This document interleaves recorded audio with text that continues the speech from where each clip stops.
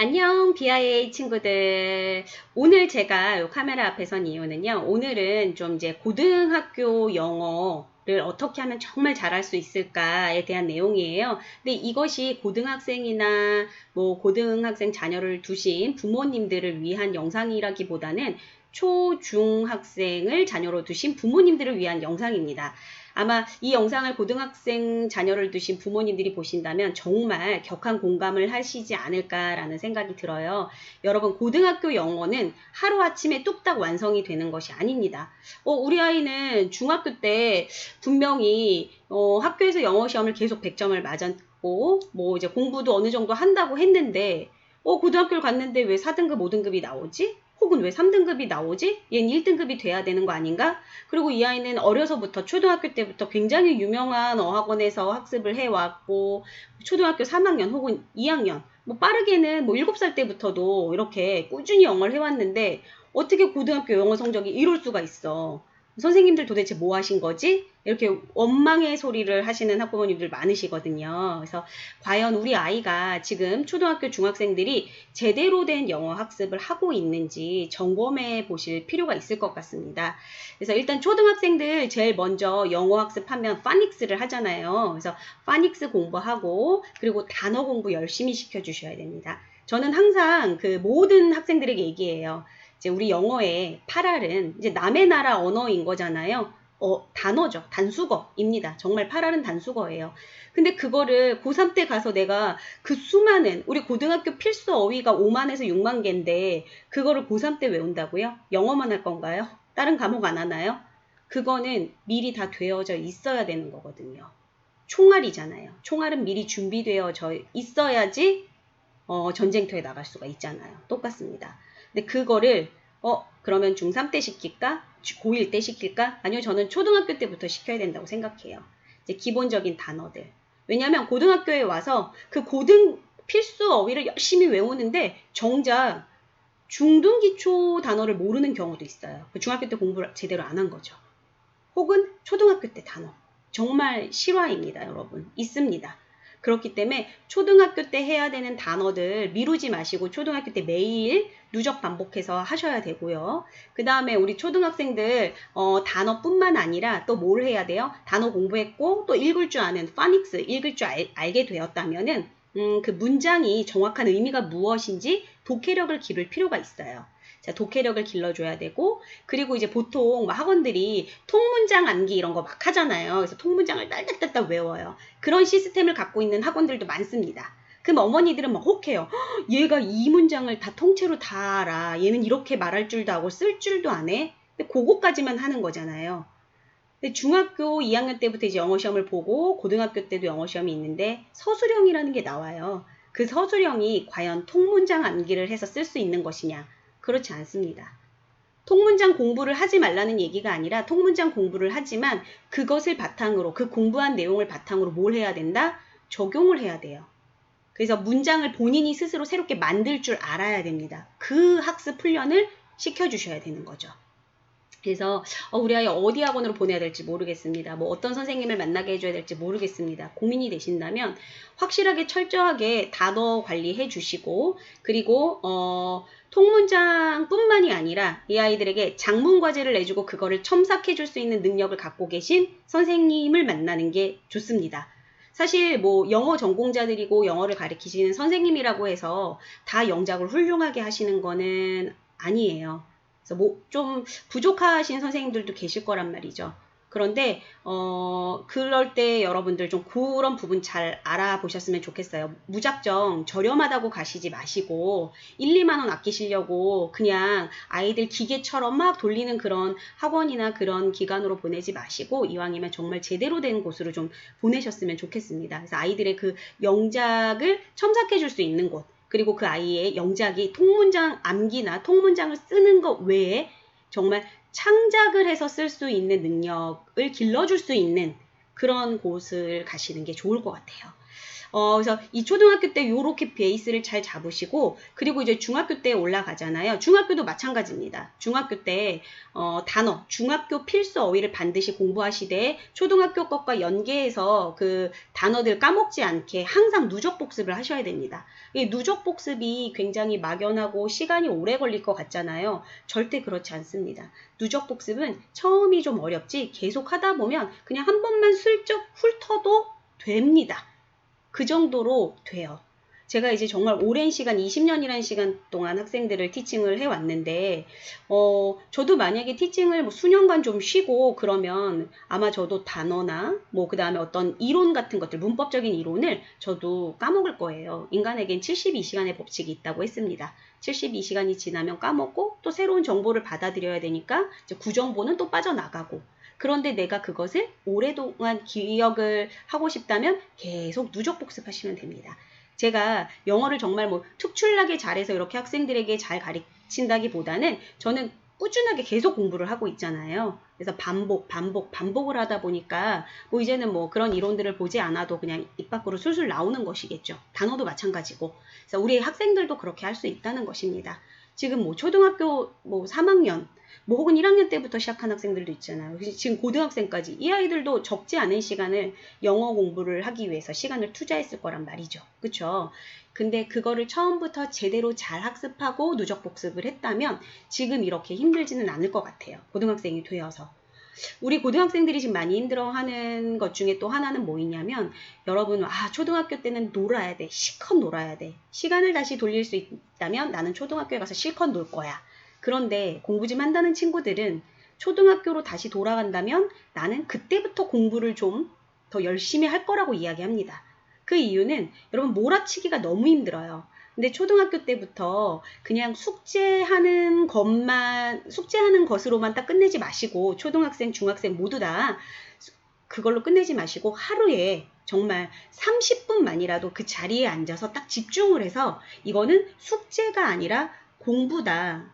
나를 위한 공부다라는 생각으로 한번 그 자세를 좀 바꿔보셨으면 좋겠어요.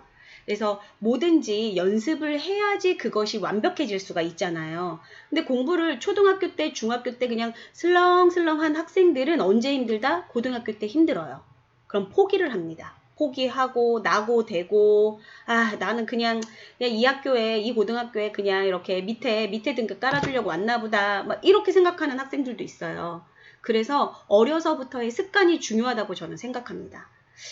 제가 이제 초등반을 개설을 한 게 올해 3월이었는데 우리 친구들 마냥 너무 귀엽고 정말 사랑스러운 아이들인데, 처음에는 이제 파닉스, 심지어 알파벳 모르는 친구들도 허다했습니다. 파닉스도 모르는 건 당연했고 기초반이었으니까. 근데 우리 이 친구들이요, 지금 수업한 지 이제 6개월 정도 이제 돼 가는 거잖아요. 그런데 정말 영작도 이제 할 줄 알고, 그리고 파닉스는 당연히 너무 잘하고요. 그리고 이 아이들이 정말 제가 칭찬해주고 싶은 거는 무엇이냐면 공부를 합니다. 그냥 숙제를 하는 게 아니라 공부라는 거를 해요. 그리고 제가 시키지 않은 과제를 본인들이 해옵니다. 틀린 거를 써와 라고 얘기할 때도 있지만 얘기하지 않을 때도 있거든요. 본인들이 공부를 해와요.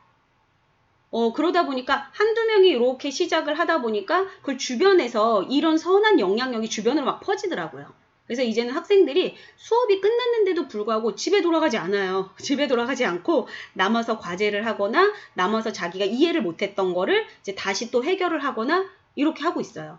그래서 보통 수업이 끝나고 한 30분 정도는 남아서 그렇게 하는 것 같아요. 그리고 집에 가서 잠들기 전에 다시 한번 본다고 하더라고요. 그래서 저는 항상 수업 시간에 아이들에게 전날 배웠던 거를 항상 물어보거나 리뷰 테스트를 하거든요. 그것이 이제 초중고 모든 학생들에게 다 적용이 됩니다. 그래서 항상 그 배웠던 내용을 또 상기시켜주고 또 상기시켜주는데 우리 초등학생들이 정말 잘해요. 그래서 제가 우리 고등학생들 어떤 생각을 하냐면, 조금만 더 일찍 만나서 이 아이들을 이때부터 정말 이렇게 기본을 잘 다져줬다면 이 아이들이 지금 너무 힘들어서 이렇게 징징거린다든지 너무 힘들어서 포기할까? 이런 생각을 하지는 않을 텐데 라는 아쉬움이 있기는 있어요. 근데 이제 저희 고등학생들 중에서도 저와 이제 중2 때부터 만나서 지금 현재 고2까지 지금 지속되고 있는 학생들이 있는데, 그 친구들은 중2 때부터 고등 선행을 시작했어요. 저는 고등선행은 꼭 필요하다고 생각합니다. 아마 이 영상을 보시고 무슨 고등선행이야, 현행도 빠듯해 죽겠는데 라고 하시는 분들 계실 거예요. 근데 중학교 1학년, 2학년, 3학년 정말 어떤 특목고를 가실 게 아니라면은 일반고를 가는 학생들이라면 그 중학교 때 영어 성적은 단 1도 고등학교 성적에 반영이 되지 않고 대입에 반영이 되지 않습니다. 중학교 때 하시는 그 영어 교과서만 딸딸딸 완벽하게 외워도 90에서 100점이 나올 수 있습니다. 자, 그런 영어예요. 근데 그거에만 포커스를 맞춰서 그냥 나는 그 당시에만 100점 맞으면 돼 라고 안이하게 공부하시는 친구들은 고등학교 때 진짜 자신의 실력 다 드러납니다. 5, 6등급 찍겠죠. 혹은 더 안 나올 수도 있습니다. 모고에선 더 망할 수도 있어요. 이거는 정말 여러분 팩폭이에요. 그래서 중학교 때 빠르면 빠를수록 고등선행은 좋습니다. 수학은 제가 잘 모르겠어요. 저는 뭐 영어 전공자고 영어를 계속 가르치신 선생님이니까. 근데 영어는 확실히 선행 정말 중요하다고 생각합니다. 그래서 중학교 기본 단어 공부하면서 거기에 조금만 추가적으로 고등 뭐 아주 되게 뭐 심화 영어까지도 아니에요. 그냥 기초 영어 정도 그 정도 기초 영단어 수거 요거만 조금 곁다리로 껴서 같이 조금씩 공부하는 거죠. 그리고 문법이 사실 다 거기서 거기에요. 중학교 문법을 베이스로 해서 고등학교 때 약간 심화인 거거든요. 막 내용이 확 달라지고 이런 게 아닙니다. 그래서 약간의 심화 조금 더 해주고 이런 거죠. 그리고 서술형 절대 그냥 나는 통문장을 외우고 쓸 줄 안다 해서 그냥 안주하시면 안 돼요. 난 요거면 됐어. 나는 다 쓸 줄 알아. 그래서 나는 중학교 영어 100점 나와. 고등학교 서술형 절대 그렇게 나오지 않습니다. 그리고 여러분들 서술형 준비하실 때 초, 중 때부터 항상 조건에 맞춰서 서술형을 하셔야 돼요. 왜냐하면 뭐 몇 단어 이상 그리고 어법을 변형하시오 라는 조건들이 있어요. 서술형의 조건을 절대 무시하시면 안 됩니다. 그거 처음부터 무시하면서 대충 서술형을 작성하시면 그 습관이 고등학교 때 가기 때문에 고등학교 서술형에서 만점 받기가 정말 어렵습니다.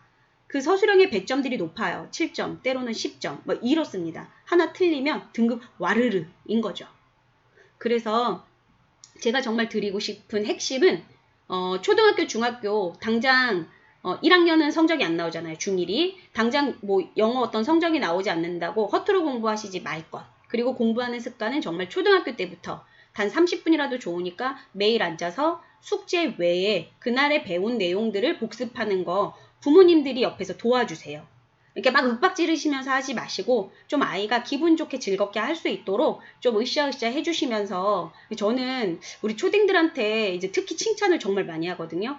물론 혼낼 때는 또 혼냅니다. 제가 우리 고등학생들도 마찬가지예요. 되게 뭐 팩폭 날려줄 땐 날려주고 또 아이들에게 당근을 또 줄 때는 또 한없이 당근을 또 줍니다. 근데 잘한다 해주는 거 되게 중요한 것 같아요. 그래서 부모님들 애들 기죽이지 마시고 잘한다 하면서 이렇게 30분씩 공부할 수 있게 옆에서 좀 도와주셨으면 좋겠어요. 그것이 나중에 이렇게 엉덩이를 붙이고 앉아있는 그 힘이 초등학교, 중학교, 고등학교에 점점 시간이 늘어나면서 이 아이들의 엉덩이 힘이 길러지거든요. 근데 우리 고등학생들이 힘들어하는 게 조금만 양을 늘리고 하면은 힘들어요. 너무 힘들어해요. 또 부모님들이 또 마음이 약하셔갖고 그럼 좀 학원을 쉬게 할까? 뭘 좀 할까? 막 이러시기도 하거든요. 애들이 막 힘들어하니까. 근데 힘들다고 이 학원 옮기고 힘들다고 학원을 쉬고 넘어야 될 그 벽과 산은 똑같은데 계속 뭐 쉰다고 그 벽이 허물어지는 게 아니지 않습니까? 그쵸? 그리고 다른 곳으로 옮긴다고 그 벽이 허물어질까요? 그렇지 않아요. 언젠가 해도 내가 내 자신이 허물어야 되는 벽이고 산이라면은 버티고 이겨내야 된다고 생각을 합니다. 근데 그거를 고등학교 때가 살려니까 막 죽어나죠. 아이들이 너무 힘들어해요. 그래서 초등학교, 중학교 때 그렇게 훈련시켜 주시고 그리고 최대한 정말 관리를 꼼꼼하게 해주시는 그런 기관들을 찾으셨으면 좋겠습니다. 물론 저희도 열려 있어요. 언제든지 환영입니다. 그래서 우리 초등학생, 중학생 가지신 부모님들 특히나 지금 이 아이 영어 성적 100점 나오고 이 아이 뭐 excellent 이런 거 나온다고 막 우쭐하실 것도 없으시고요. 그냥 이 아이들이 약간 고등에 선행을, 중딩이라면 고등의 선행을 좀 더 빨리 할 수 있게 좀 알아보시고, 그리고 이렇게 또 힘을 불어 넣어주시고 하셨으면 좋겠어요. 그리고 우리 초등 영어 그냥 흥미 위주죠. 처음엔 흥미 위주지만 그게 언제까지 흥미로 계속 갈 수는 없습니다.